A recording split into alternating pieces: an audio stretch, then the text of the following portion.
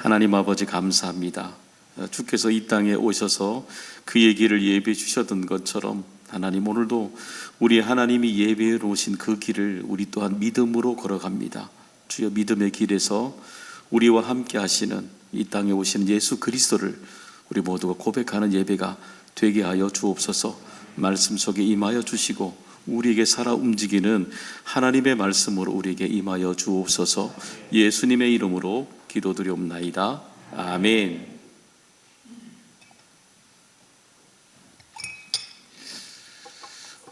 우리가 지난주 우리가 이런 말씀을 우리가 나누었죠. 하늘에 오르시어 전능하신 하나님 아버지 하나님 우편에 앉아 계시고 거기로부터 살아있는 자와 죽은 자를 심판하러 오십니다. 승천이죠. 그리고 하나님 우편에 앉으시는 거죠. 그리고 다시 오실 예수 그리스도, 우리 세 가지를 우리가 함께 나누었습니다. 그러면서 저희들이 제자들에게 승천은 부활하신 예수 그리스도를 40일 만나고 난 뒤에 그들에게는 오히려 믿음이 복습이 된 거죠. 그래서 승천을 오히려 두려워하지 않고 오히려 기대하는 시간이 되었다는 것을 나눴습니다. 그리고 하나님의 우편에 앉으심은 이 나라에 지금 이 땅에 통치자가 되심이 우리 하나님이시라는 것도 나눴습니다. 그리고 다시 오심, 이 땅에 우리의 인생의 마지막에는 하나님의 심판이 있다는 것도 우리가 함께 말씀을 나눴습니다. 오늘 그 뒷부분 함께 보려고 합니다. 한번 볼까요? 한번 띄워보세요. 여기 보시면 우리가 사도신경을 우리가 세 가지라고 그랬잖아요. 사도신경은 뭐냐면은 우리가 하나님 천재 창조주인 성부 하나님을 믿는 것이고 예수 그리스도를 믿는 것이고 성령을 믿는다고 고백하는 것이 사도신경이라고 그랬습니다. 그렇죠? 그래서 믿습니다 세 번을 고백하는 거죠. 맨 위에 성부 하나님을 믿습니다 말씀하면서 그분이 어떤 분인가를 우리가 배웠습니다.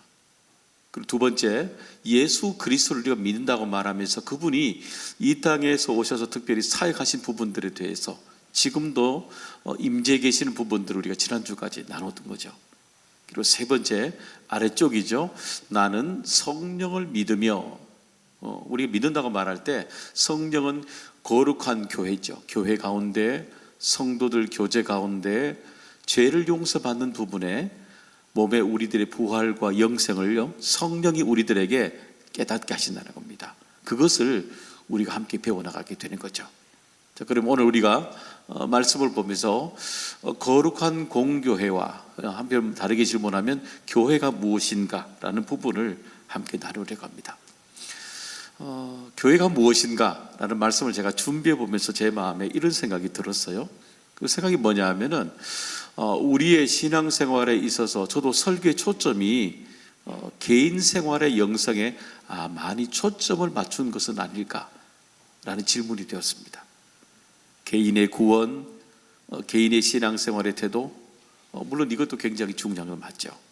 그런데 우리가 모든 사람들이 이곳에 다 함께 모여있는 교회란 무엇인가, 큰 그림들이죠. 큰 그림, 큰 주제, 큰 공동체에 대한 부분들은 내가 좀 놓치고 소홀한 부분은 아닐까라는 질문이 들었습니다. 이런 것들이죠. 우리가 산에 들어가서 숲을 열심히 보잖아요. 나무를 열심히 보잖아요. 나무도 보고 숲도 봐야 되지만 정작 우리가 봐야 될 것은 뭐냐면은 그 산 밖에서 그 산이 무엇인지 큰 산을 봐야 되는 거죠. 큰 산을 보고 그 안에 들어가서 숲도 보고 나무도 보아야만이 우리가 근처에 그 산이 어떻다는 것을 우리가 알 수가 있듯이 우리 안에 개인적인 신앙생활의 구원과 여러 가지 것도 보아야 되지만 우리가 오늘도 예배 드리는 곳이잖아요. 근본적인 큰 주제가 되는 교회가 무엇인가? 교회란 무엇인가? 우리에게 이 큰 주제단 질문들이 사도신경 안에 신앙의 고백 안에 녹아져 있다는 겁니다. 그러면 그 교회란 무엇인가? 교회가 가지고 있는 속성들을 우리가 함께 나누려고 합니다. 그 첫 번째는 뭐냐면 바로 거룩성이라는 겁니다. 거룩성. 성경 전체를 보게 되면 이 거룩성은 우리가 거룩하다는 단어로 우리가 많이 쓰이는데 거룩이라는 단어는 우리가 구별하다라는 뜻이죠. 그래서 성경은 처음부터 하나님께서 우리 하나님의 백성을 택하신 구별로부터 시작해서 계시록에 마치는 마지막 순간까지 하나님의 거룩하심, 구별하심을 계속해서 우리들에게 보여주시고 있는 겁니다. 그런데 우리들에게 여러분 구별할 때 거룩이라는 단어가 왠지 여러분 좀 부담스럽지 않아요? 거룩 그러면 주님께서 우리에게 거룩하라고 말씀하시지만 거룩 그러면 왠지 우리들에게 이 구별되게 살아가라는 건 왠지 우리에게 큰 부담으로 찾아올 때가 참 많죠. 근데 가만히 질문해 보세요. 질문해 보면 우리들에게 삶의 자리에 우리가 누구보다도 구별을 되는 삶, 구별하는 것을 우리가 굉장히 선호하고 있다는 것을 우리가 알 수가 있습니다. 한번 보셔요. 여러분 밖에 나가서 여러분 외식할 때 여러분 아무거나 드셔요? 아무거나 드시잖아요. 외식하러 나가면 정말 내가 먹고 싶은 것, 가장 내게 의미가 있는 좋은 것을 여러분 구별하시잖아요. 여러분 만약에 여러분 물건을 살 때 아무거나 사셔요? 그렇지 않잖아요. 물건을 살 때 아무거나 사지 않고 여러분에게 꼭 유익한 것, 우리 가정에 필요한 것 여러분 구별하시잖아요. 여러분 여행을 갈 때도 여러분 아무데나 가셔요? 아니잖아요. 여러분 아무리 우리 일상의 모든 걸 돌아보게 되면 우리가 선택하는 모든 것들마다 구별되게 사용하는 것 너무 많죠. 구별되는 것을 우린 늘 내게 가장 유익하고 좋은 것으로 우리는 구별되게 성경으로 가져오면 거룩하게 우리가 삶을 살아내게 되지 않습니까? 교회도 그래요. 교회도 하나님이 우리에게 그만큼 우리의 가장 좋은 것으로 선대하시기 때문에 우리들을 하나님의 자녀로 부르실 때에 구별하신 것입니다. 이걸 뭐라 그래요? 거룩이라고 말하게 되는 것입니다. 그러면 교회는 어떻게 이 구별되어지는 걸까요? 그것은 하나님께서 우리에게 주신 말씀과 기도를 통해 교회 안에서 우리들이 거룩해지게 되는 것입니다. 교회는 더 거룩하고 교회답게 구별되어지게 되는 것입니다. 디모데전서 4장 5절의 말씀 우리 한번 읽어보겠습니다. 하나님의 말씀과 기도로 거룩하여짐이라. 그렇죠. 여기 보니까 거룩하게 지는 것은 바로 하나님께서 우리에게 주신 하나님의 말씀과 기도로 거룩해진다는 것입니다. 여러분 그렇기 때문에 교회가 거룩해지는 것은 하나님의 말씀이 빈번하게 일어나야 되는 겁니다. 하나님께서 우리에게 주신 기도가 더 왕성하게 더 사용이 되어야 되는 겁니다.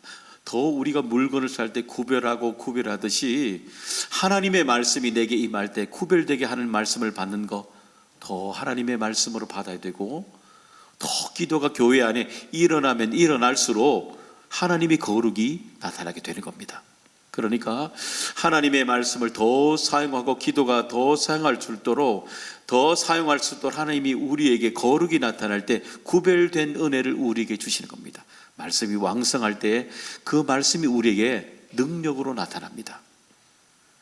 우리가 하나님 앞에 기도를 쭉 낼 때마다 우리가 하나님 구별된 기도를 드릴 때마다 그 구별된 기도가 우리에게 하나님의 신비를 드러내게 하시는 하나님의 통로가 되게 되는 겁니다. 여러분 그렇기 때문에 교회는요 하나님의 말씀과 기도가 끊임없이 일어나야 되는 겁니다. 여러분 그걸 믿으십니까? 하나님의 말씀과 기도가 빈번하게 일어날 때에 하나님의 교회는 더 거룩해지게 되는 겁니다.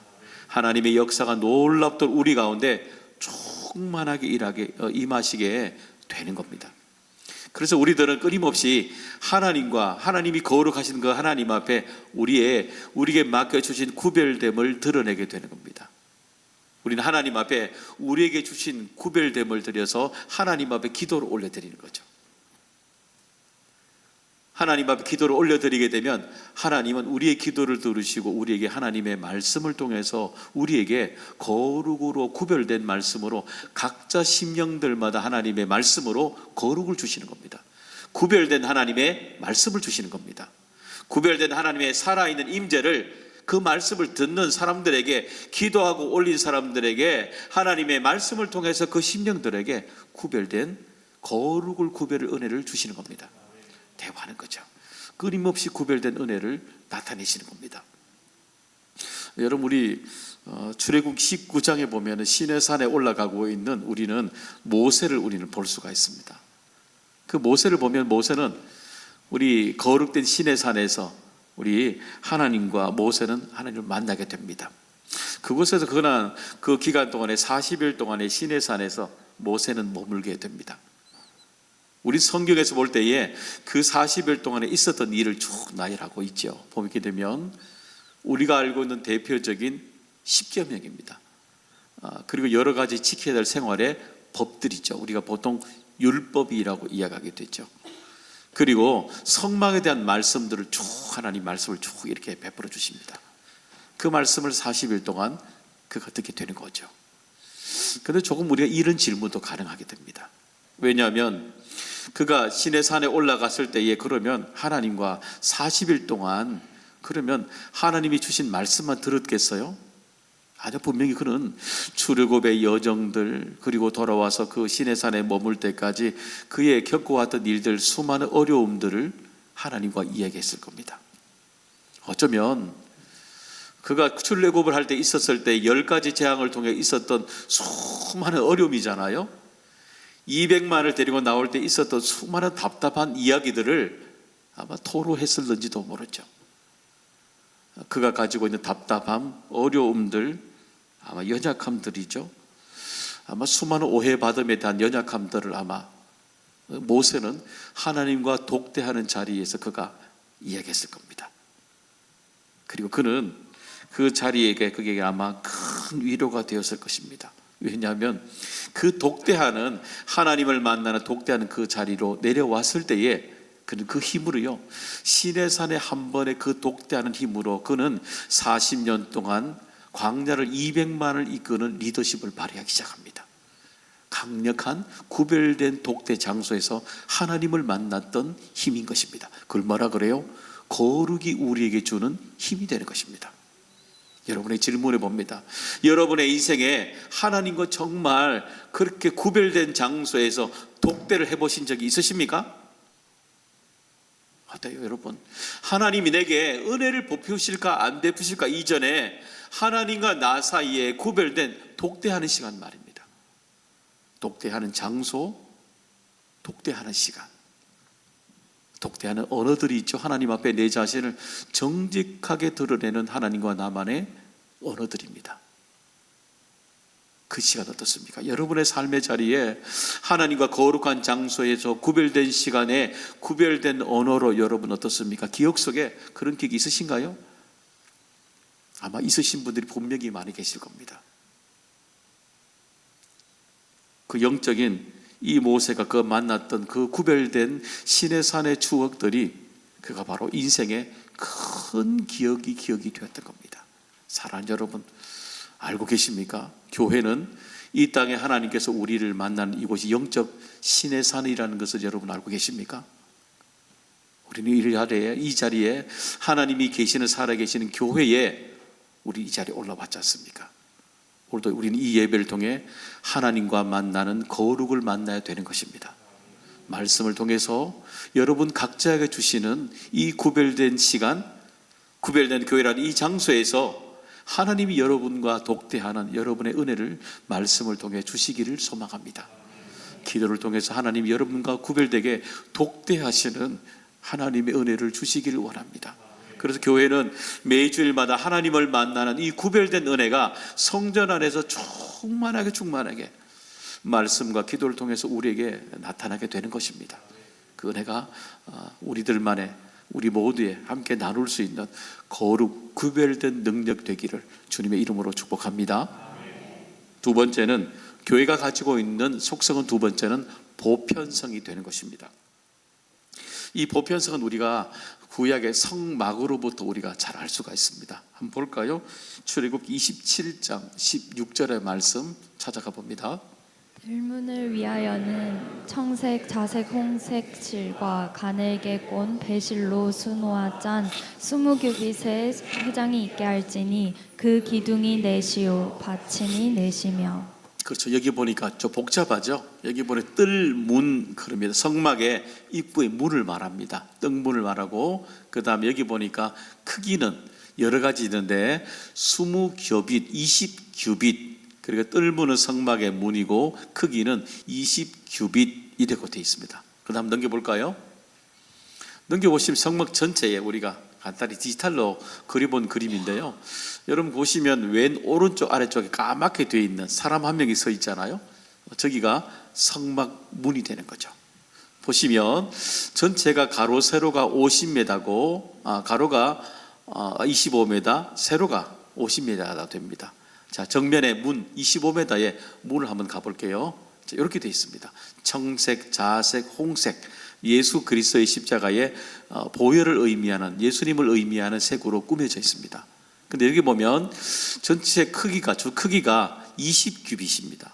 20규빗은 1규빗은 뭐냐면은 제가 여러분 손 있잖아요. 손가락, 중한 손가락 제일 끝에서 이 꿈치입니다. 발꿈치까지 거립니다. 대략 한 45에서 50 정도. 우리가 50으로 잡으면 몇 미터냐면은 10m가 됩니다. 그리고 전체에 성막의 문은 25m 중에 10m가 성막의 입구가 됩니다. 그래가지고 성막의 입구가 10m가 굉장히 크죠. 우리 교회 문 2배가 됩니다. 굉장히 큰 이유는 뭐냐면은 모든 사람들에게 교회는 열려 있다, 이 말이 되는 겁니다. 여러분, 그래서 교회는 다양한 나이, 그 다음에 배경, 가치관, 모든 것들이 다양하게 교회 안에는 공존하게 되는 것입니다. 그리고 당연히 교회 안에는 여러 가지 나이뿐만 아니라 가치관, 살아왔던 모든 양식들, 모든 것들이 다양하게 모든 것이 열려 있기 때문에 당연히 갈등이 일어날 수밖에 없는 거죠. 당연히 그게 교회가 열려 있는, 그럼에도 불구하고 열어야 되고 열려 있는 교회가 가지고 있는 보편성이 되는 겁니다. 그러면 교회가 이렇게 다 열려 있어야 되는 그 이유는 무엇일까요? 그것은 바로 모든 사람이 교회를 통해서 구원받기를 원하시고 계시기 때문인 것입니다. 디모데전서 2장 4절의 말씀 읽어보겠습니다.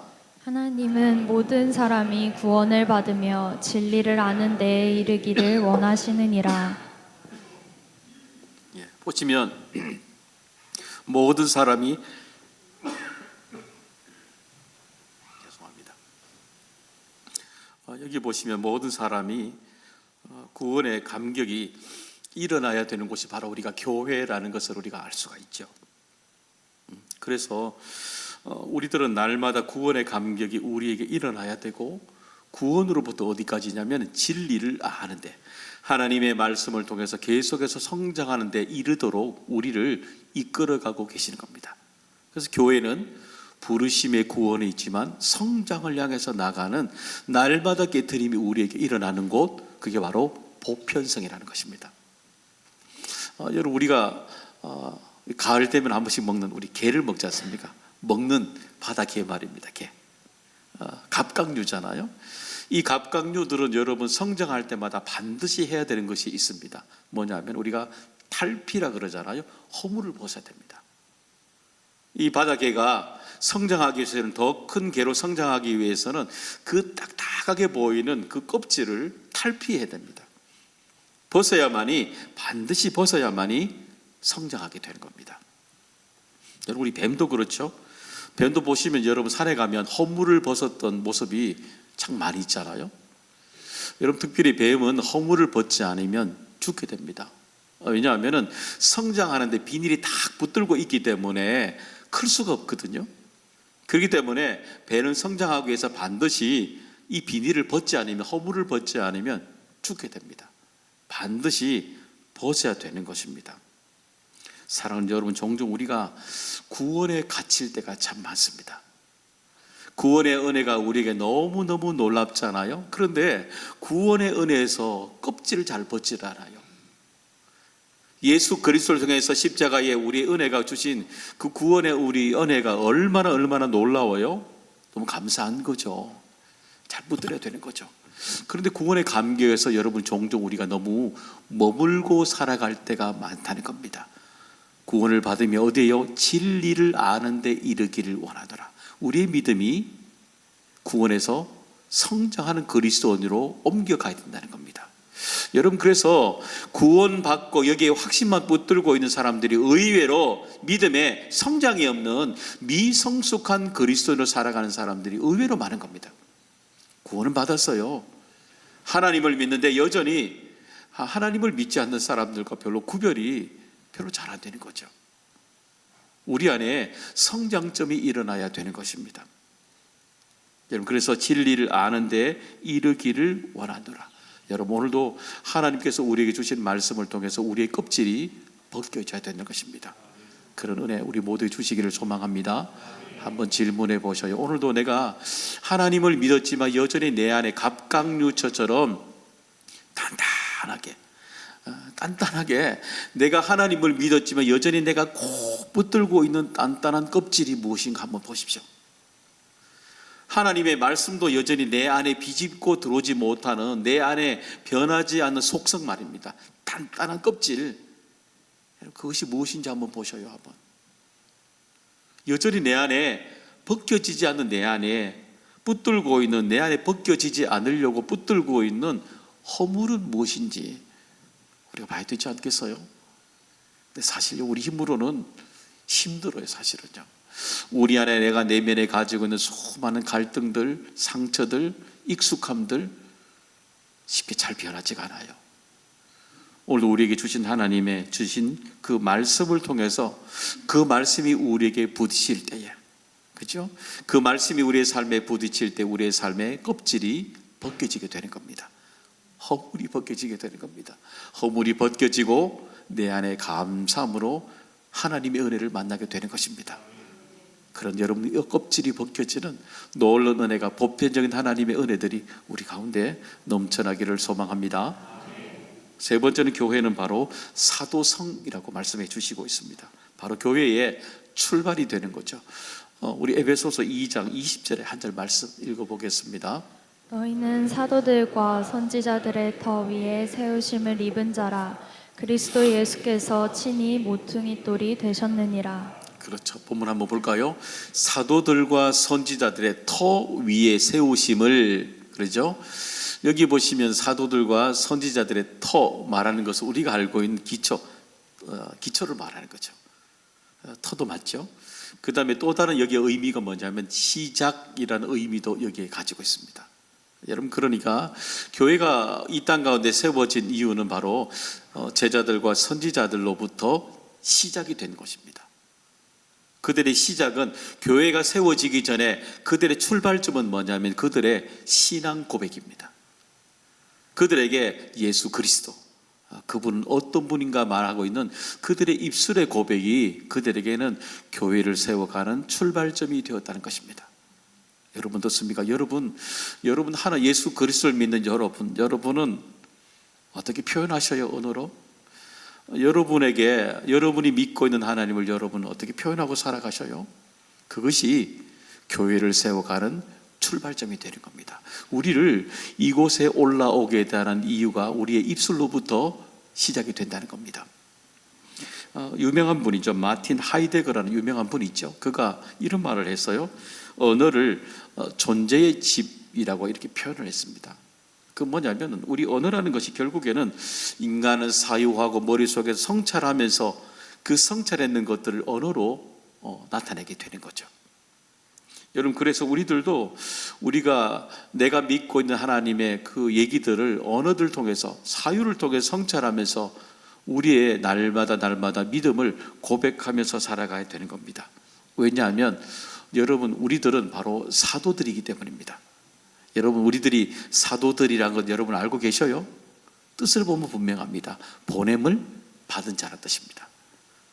예수 그리스도를 통해서, 그 말씀을 통해서 삶의 자리에, 우리의 가정 속에, 일터 가운데 하나님이 부르시는 모든 자리에 들어가서 살아가는 사람들은, 하나님의 보내심을 받은 사람, 모든 사람들이 바로 우리들입니다. 우리들이 바로 사도라고 성경은 우리에게 말씀해 주고 있는 것입니다. 물론 예수님이 처음 부르셨을 때 그런 사도의 의미가 아니라 이 땅에 나타내는 복음의 우리 사도라고 우리에게 말씀해 주고 있는 거죠. 그러면 이 사도가 하는 역할은 무엇이겠어요?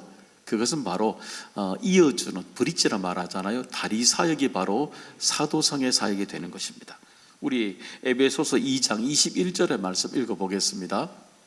그 안에서 건물마다 서로 연결하여 주 안에서 성전이 되어가고. 그렇죠. 여기 보니까 건물마다 서로 연결하여 성전이 되어 가는 겁니다.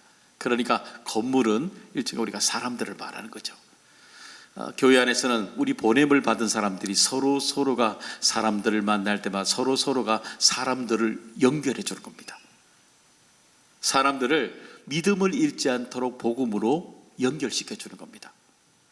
우리가 교제하면서 사람과 사람을 만날 때마다 하나님을 잊어버리지 않도록 자꾸 연결해 주는 겁니다. 그래서 그들이 건물로 남아 있지 않고 어떻게 되냐면은 성전이 되어 가도록 그들을 붙잡아 주는 겁니다.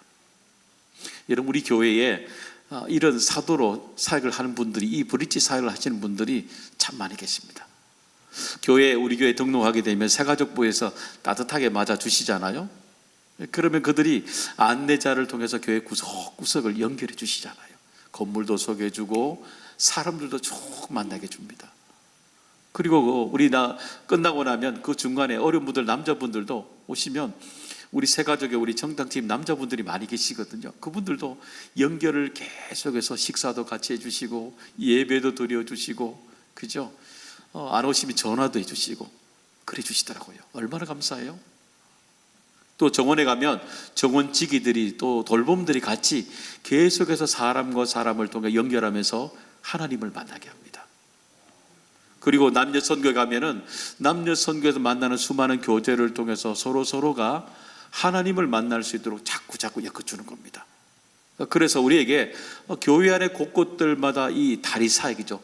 사람들을 하나님께로 연결시켜주는 이 보냄을 받은 사의 사역들을 우리가 반복하며 살아가는 겁니다. 우리 교회가 앞으로도 더 이전보다 더 앞으로 더 건강해지는 하나님의 교회가 되기를 간절히 소망합니다. 이미 되어가고 있잖아요. 왜 일하는가, 조정민 목사님의 그 책에 보게 되면 이런 얘기 하나 나옵니다. 인지학자죠. 조지 레이코프의 프레임 전쟁이라는 그 책의 내용을 하나 인용합니다. 그 내용이 뭐냐면 이런 거죠. 프레임, 그러면 우리가 쉽게 받아들이지 틀인 거죠. 사람들마다 가지고 있는 인생에 틀이 있다는 겁니다. 그들의 평생에 자신들만의 누구나 가지고 있는 틀이 있는 거죠.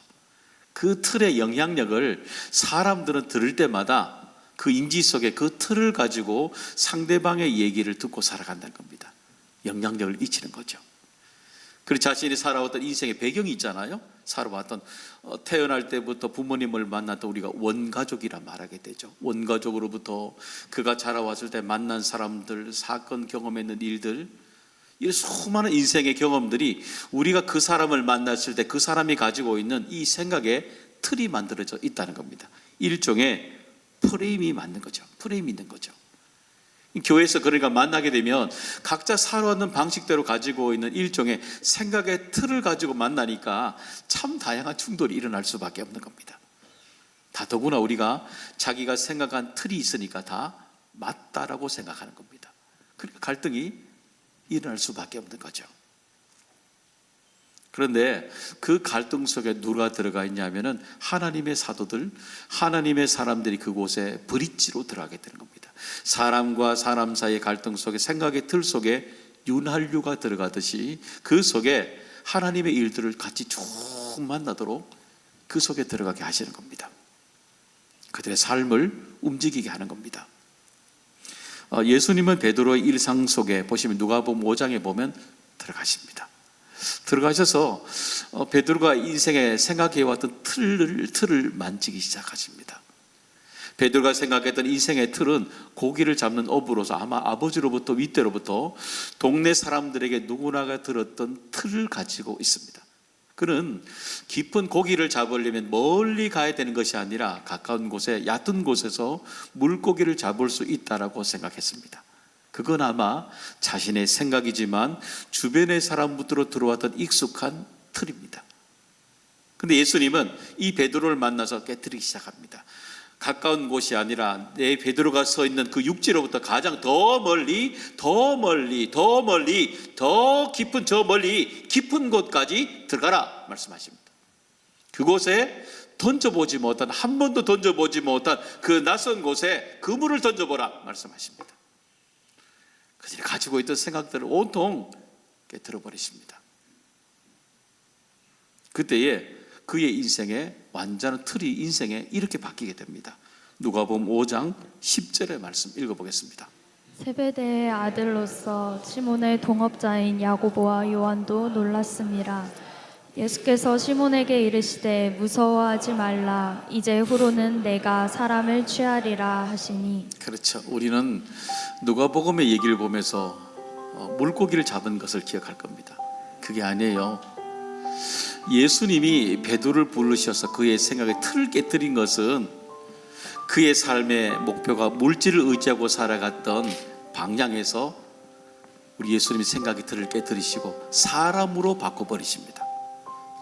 그의 인생에 물질이 주관하는 인생, 결정하는 것이 인생이 아니라 우리 주님의 베드로를 만나서 그 눈에 보이던 고기가 아니라 궁극적으로 사람이라는 것을 인생을 바꿔버립니다. 생각의 틀을 바꿔버립니다. 그리고 그의 인생에 예수 그리스도를 만나고 난 뒤에 그의 인생의 중요한 것을 버려버리고 하나님의 가치를 붙들고 하나님의 사람으로 살아가게 되었던 것입니다.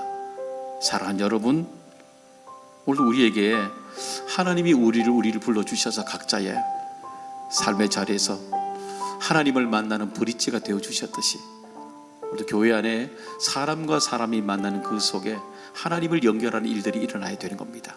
그 속에서 우리의 생각이 틀이 깨어지게 되고 하나님이 세우신 그 틀로 새롭게 우리는 사도로서 옷을 입고 살아가야 되는 것입니다. 그러네 우리 모두 주시기를 간절히 소망합니다. 교회란 무엇인가? 우리에게 참 중요한 질문입니다. 교회가 공동체가 자꾸 무너져가는 이 시대에 교회란 무엇인가? 우리 다시 되새기게 되는 중요한 질문이 됩니다.